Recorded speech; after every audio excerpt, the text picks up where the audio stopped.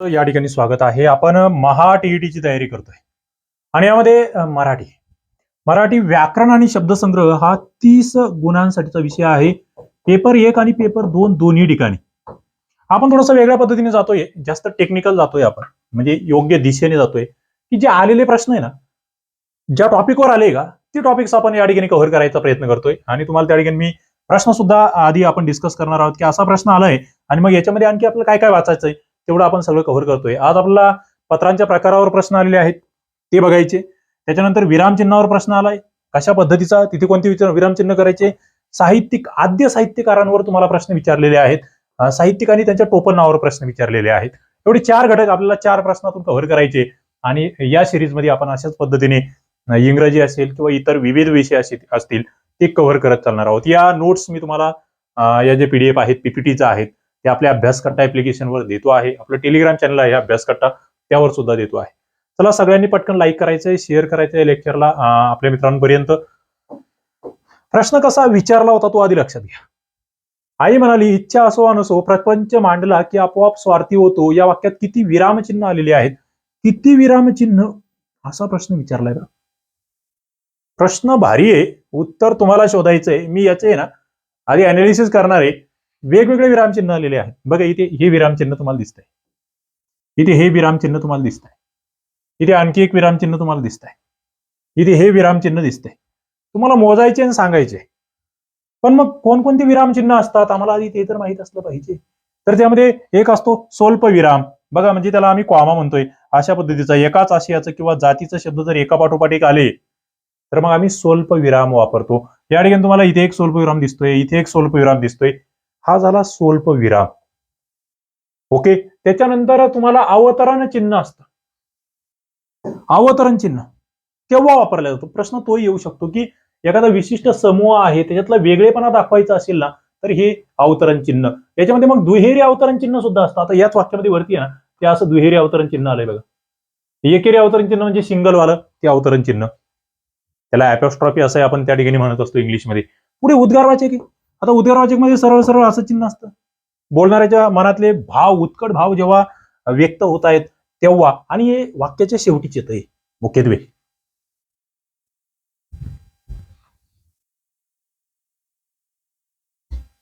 बघा या ठिकाणी उद्गारवाचक झाल्यानंतर पुढचं येतं ते म्हणजे अर्धविराम. आता तुम्हाला यावर प्रश्न आलेला आहे की अर्धविराम कुठे वापरला जातो. मोठं वाक्य वाचतोय आम्ही, स्वल्पविरामापेक्षा जरा जास्त थांबावं लागत असेल ना आम्हाला, तर त्या ठिकाणी अर्धविराम हे चिन्ह वापरावं लागतं. अत्यंत महत्वाचा मुद्दा या ठिकाणी तुम्हाला लक्षात घ्यायचा आहे. पुढे प्रश्नचिन्ह आहे जे सगळ्यात सोपं आहे, मला वाटतं ते आपलं ओळखला यायला सगळ्यांना एकदम सोपं असतं. प्रश्न विचारला असेल तर अर्धविराम, दोन छोटी वाक्य उभयान्वयी अव्ययाने जोडलेली असेल तर त्या ठिकाणी अर्धविराम आहे. आणि संयोग चिन्ह, ओळीच्या शेवटी शब्द अपुरा राहिला एखादा, संयोग चिन्ह आपण त्या ठिकाणी वापरत असतो. बोलता बोलता विचार मालिका तुटली तर अपसारण चिन्ह आपण वापरत असतो. आता तुम्ही म्हणाल याच्यात आम्हाला जरा सगळंच याचे उदाहरणं वगैरे आम्हाला सगळे पाहिजे, तर तुम्हाला आहे ना अभ्यासकट्टा ऍप्लिकेशनवर जी महा टीईटीची आपली बॅच आहे, महा टीईटीची, या महा टीईटीच्या बॅच मध्ये तुम्हाला मराठी व्याकरणाचं फोल्डर आपण टाकलेलं आहे. त्यामध्ये जवळपास 150 लेक्चर्स आहेत. तिथे विरामचिन्हावर सेपरेट 2-3 लेक्चर्स तुम्हाला भेटतील. ते बघितले तर तुमचं काम सोपं होणार आहे. बॅचला ऍडमिशन घ्यायचं असेल, तुम्हाला नंबर सुद्धा दिलेला आहे. काही अडचणी असतील तुम्ही कॉल करू शकतात आणि या ठिकाणी ऍडमिशन घेऊ शकता. आपल्या समोर टार्गेट आहे पेपर 1 आणि 2 दोन्ही आपण करतोय आणि दोन्ही मधले प्रश्न मी या ठिकाणी तुमचे कव्हर करत चालणार आहे. निश्चितपणे तुम्हाला फायदा होईल. अभ्यासकट्टा ऍप्लिकेशन त्या ठिकाणी जॉईन व्हा आणि आपला अभ्यास सुरू करा. पुढे एक प्रश्न काय आला माहिती का, पत्राच्या प्रकारावर प्रश्न आलेला आहे.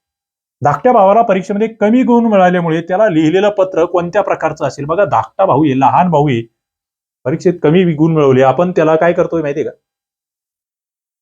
बाबा का कमी गुण मिळाले हे आपण त्याला विचारणार आहे. आपण त्याला काही असं धमकी वगैरे देणार नाहीये किंवा त्याचं अभिनंदन तर अजिबात करणार नाहीये, त्याची तक्रार आपण काही पुढे करणार नाहीये. मग कोणतं पत्र येईल ते तुम्हाला काय वाटतं मला सांगा कमेंट बॉक्समध्ये.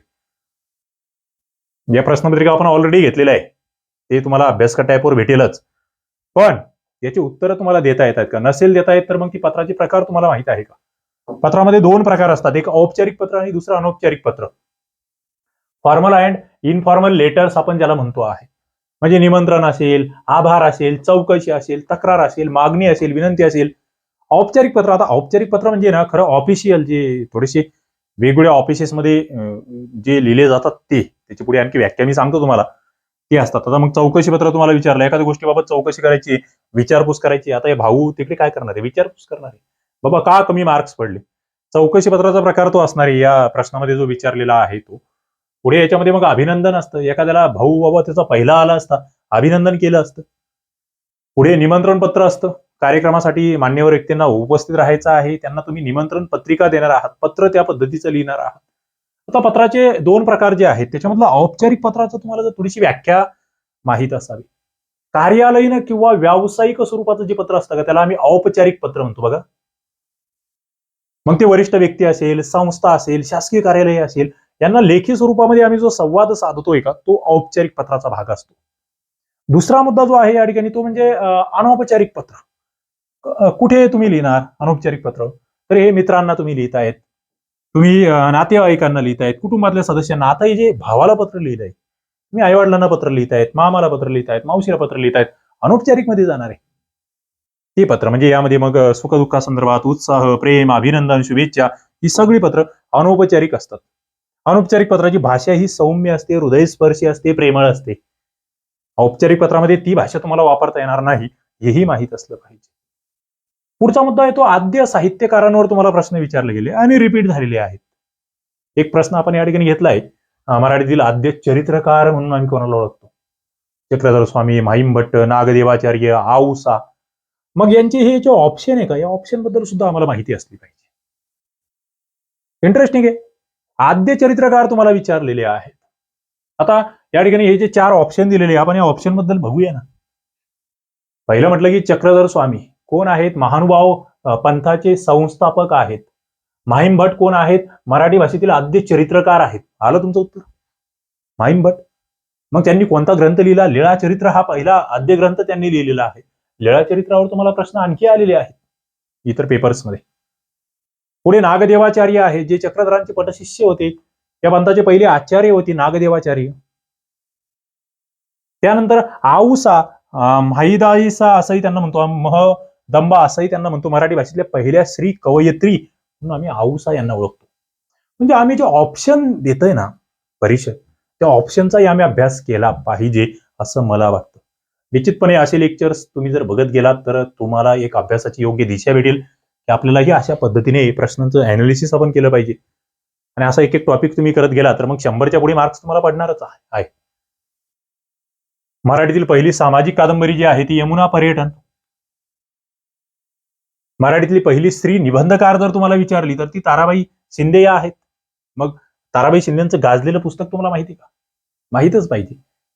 मराठीतले पहिले ज्ञानपीठ पुरस्कार विजेते वि. स. खांडेकर तुम्हाला माहिती, पण खांडेकरांची ती कादंबरी कोणती, जिला हा पुरस्कार भेटला, कधी भेटला? मला सांगा कमेंट बॉक्समध्ये, तुमच्या उत्तरांची मी वाट बघतोय. मराठीतला पहिला ग्रंथ सप्तशती पण लिहिला कोणी? मराठीतला पहिला आद्य ग्रंथ विवेक सिंधू लिहिला मुकुंदराजांनी.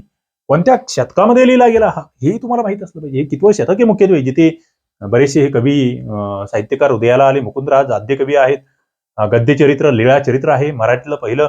आणि आद्य कवयित्री महादंबा, जे आपण बघितले वरती नावं, 2-3 नावांनी ओळखतो आम्ही त्यांना, महादंबा. बेसिक मुद्दे आणि मी ते बेसिक कव्हर करतोय. आपल्याला ना टू द पॉइंट जायचंय. अभ्यास आहे ना पापड पसारा करायचा नाही, थोडा चांगला आणि मार्क्स देणारा अभ्यास. आता टोपण नावांवर तुम्हाला काही प्रश्न येतात. टोपण नावं लेखक असेल, कवी असेल, नाटककार असेल, आम्हाला करायचे आहे. तुम्हाला विचारलं होतं केशव कुमार या टोपण नावाने कोण लेखन करतायत? प्रख्यात्रे, कृके, दामले, राग गडकरी, विवा शिरवाडकर. उत्तर तुम्हाला माहिती, ज्यांना माहित नाही त्यांना भेटेल पुढे. मग आम्हाला ही टोपण नावं या ठिकाणी लेखक बघा. प्रख्यात्रे यांना आम्ही काय म्हणून ओळखतो? यांना आम्ही केशव कुमार म्हणून ओळखतो. कृष्णाजी केशव दामले यांना आम्ही केशव सूत म्हणतो. राम गणेश गडकरींना आम्ही गोविंदाग्रज म्हणतो. पुढे विवा शिरवाडकरांना कुसुमाग्रज आम्ही म्हणतोय. आत्माराम रावजी देशपांडेंना आम्ही अनिल असं म्हणतोय. त्र्यंबक बापूजी ठोंबरे यांना बालकवी किंवा कलापी असंही आम्ही म्हणतोय. बघा ही टोपण नावं महत्वाची. माधव त्र्यंबक पटवर्धन, माधव जुलियन नावाने आम्ही त्यांना ओळखतोय. आणि नारायण मुरलीधर गुप्ते यांना बी नावाने आम्ही ओळखतोय. तुम्ही जेवढ्या रिव्हिजन कराल तेवढं फायदा होईल. आता बऱ्यापैकी तुम्ही वाचलेलं आहे, डीएड झाली, बीएड झाली, विद्यार्थी आहात, भावी शिक्षक आहात, पण रिव्हिजन असणं गरजेचे आहे, म्हणजे आमचं कन्फ्युजन होत नाही. आणि त्या सगळ्या रिव्हिजन करायची असेल, बेसिक पासून सगळं करायचं असेल तर मला वाटतं अभ्यासकट्टा ऍप्लिकेशन बेस्ट आहे. एकच कट्टा अभ्यास कट्टा आणि फक्त एकच ध्यास आपण ठेवला आहे, तो म्हणजे अभ्यास. या ठिकाणी जाऊन तुम्हाला पेपर 1 आणि पेपर 2 ची तयारी करायची. महाराष्ट्रामध्ये सर्वात कमी बेसमध्ये मला वाटतं सर्वात दर्जेदार मटेरियल. तुमच्यात बऱ्याच जणांचं म्हणणं होतं की जरा पीपीटी वगैरे बनवा, थोडंसं आधुनिक पद्धतीने आता जरा चला. तर आता आपण त्याच्यावर काम सुरू केलेलं आहे. तुम्हाला या सगळ्या नोट्स मी तुमच्या बॅचमध्ये अवेलेबल करून देतो आहे. 9673708585 हा नंबर आहे. नवीन बॅचेसला ऍडमिशन घेणारे काही अडचणी असतील तर या ठिकाणी विचारू शकतात. आणि याच नंबरला तुम्हाला बॅचला ऍडमिशन घेतल्यावर व्हॉट्सअप करायचं, त्या ठिकाणी तुम्हाला नोट्स आणि ज्या काही पीडीएफ आहेत, टेस्ट पेपर आहेत आपले सब्जेक्ट वाईज, ते सगळे या व्हॉट्सअप नंबरला भेटून जाणार आहे. थांबतो या ठिकाणी. धन्यवाद.